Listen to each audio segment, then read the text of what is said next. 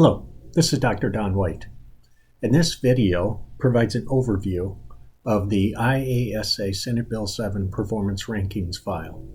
This is the first of 4 videos, with the second video showing you how to transfer data into the new file. The third video will show you how to sort data, and the fourth video will show you how to use the optional Microsoft Word merge file. I start on the Directions and Disclaimers page when you open the file. Please note that there are a lot of links that have been updated and some extremely important clues in the boxes along the right-hand side. Please take time to read each of these, as it will help you access information and also be successful in the use of this.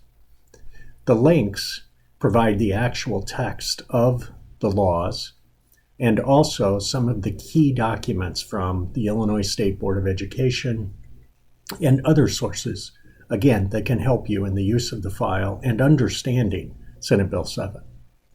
As you scroll down, there's information about the disclaimer and the limitations of liability. Please take time to read that.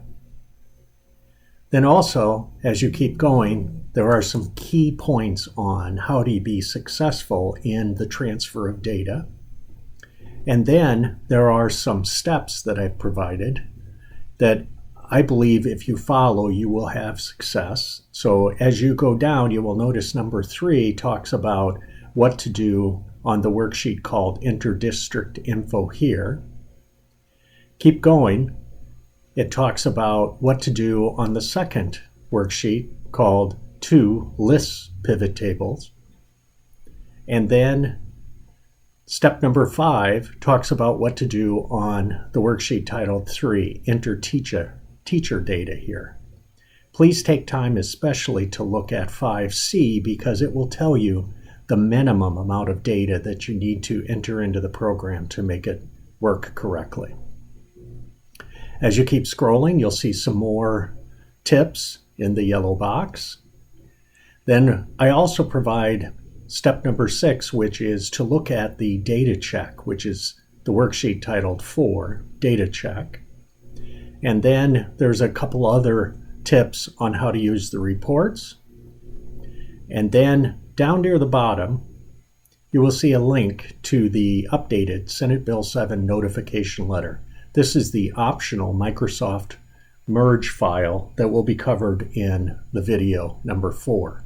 By following these tips that I provided on the first worksheet, you can learn how to enter data that is needed for the program to work correctly. You would go from each worksheet, enter the data where necessary, or copy and paste the data from your previous year's file. That will come up in the second tutorial about transferring data. You'll be able to look at the data check, so you'll see any errors where you need to correct data or provide additional information for a teacher. This worksheet has been updated so that the clues that you will receive almost point you back to exactly what needs to happen for this to work correctly. It's almost always going back to the third Inter-Teacher Data Here worksheet and providing more information.